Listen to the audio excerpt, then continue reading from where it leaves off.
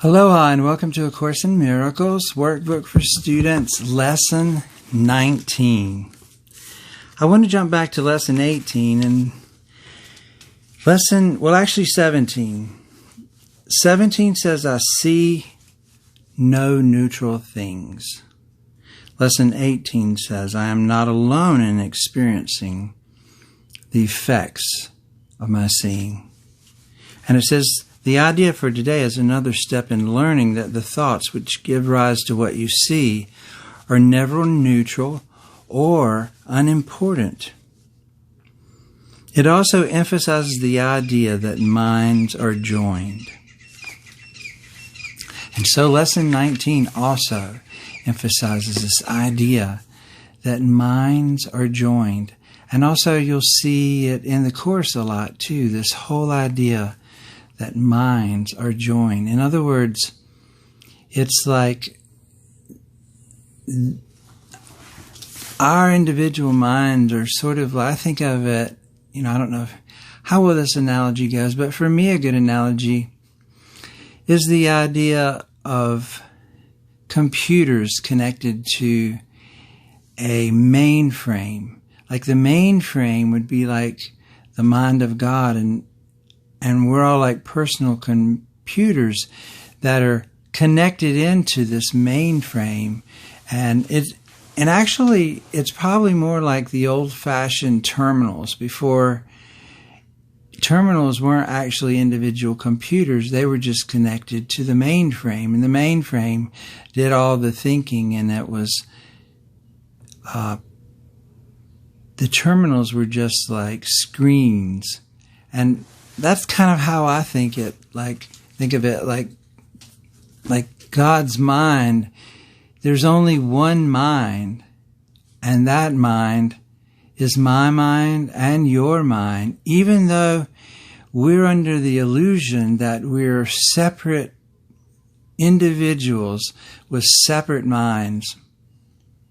The Course says that all of our minds are joined. And so today, we look at this in the idea of Lesson 19. I'm not alone in experiencing the effects of my thoughts. Yesterday, it was I'm not alone in experiencing the effects of my seeing.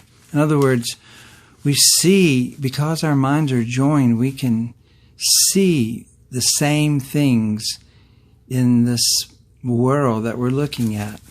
But today, this goes a little deeper and says our minds are joined, and our thoughts are not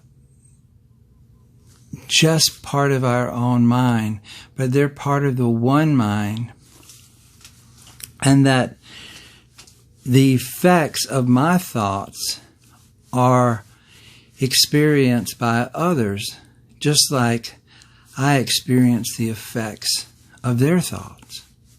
So the idea for today is obviously the reason why you're seeing does not affect you alone, because our minds are joined.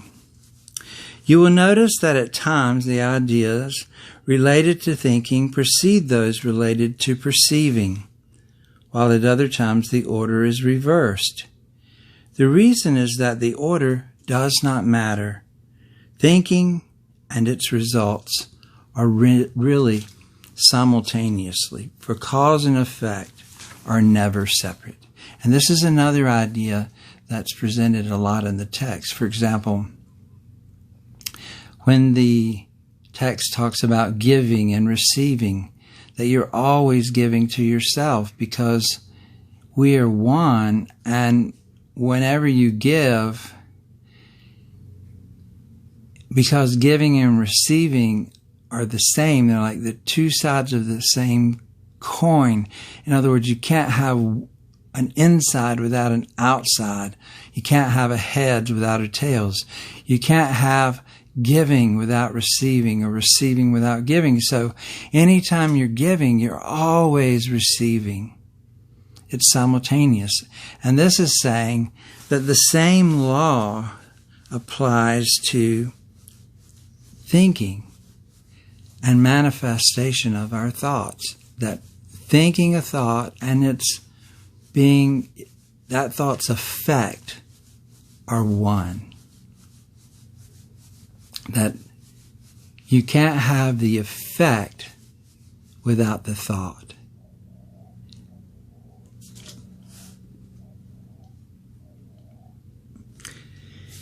Thinking and its results are really simultaneous, for cause and effect are never separate.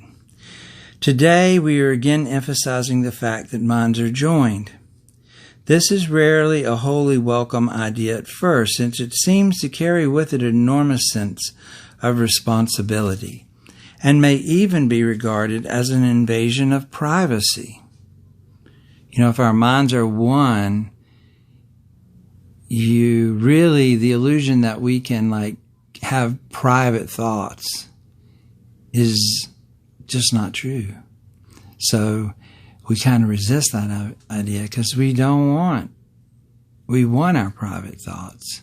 We want to build our fences and our walls and think things that we think are totally kept from the rest of the world.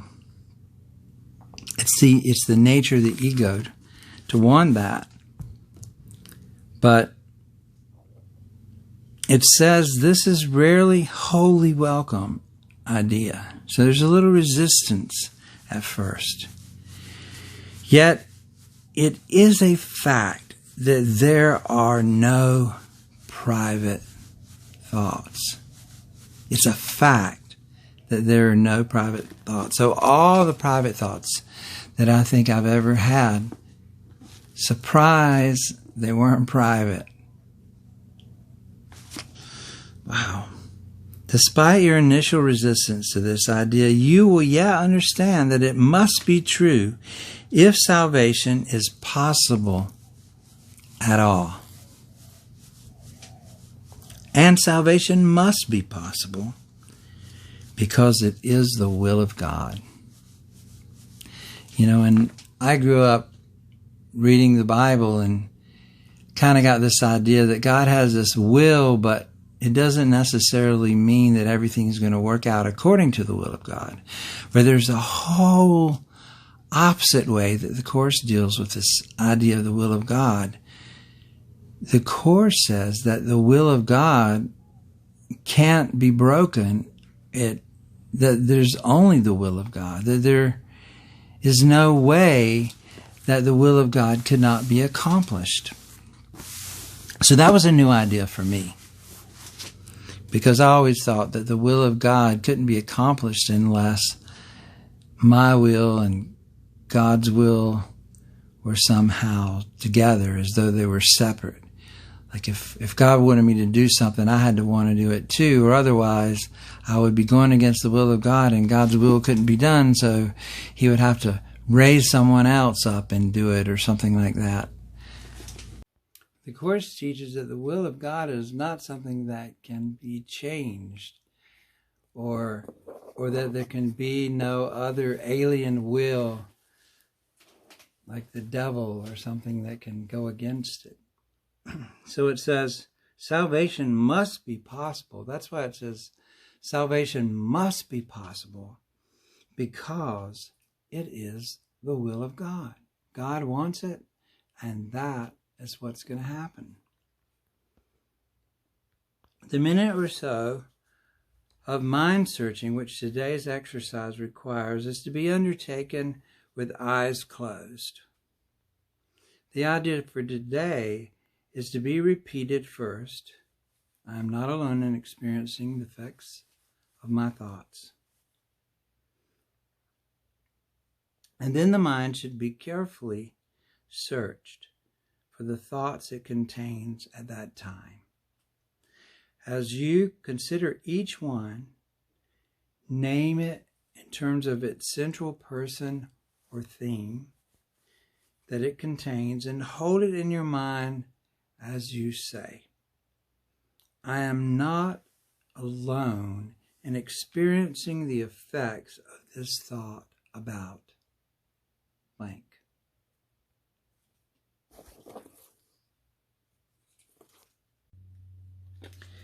The requirement of as much indiscriminateness as possible in selecting objects for the practice period should be quite familiar to you by now and will no longer be repeated each day, although it will occasionally be included as a reminder.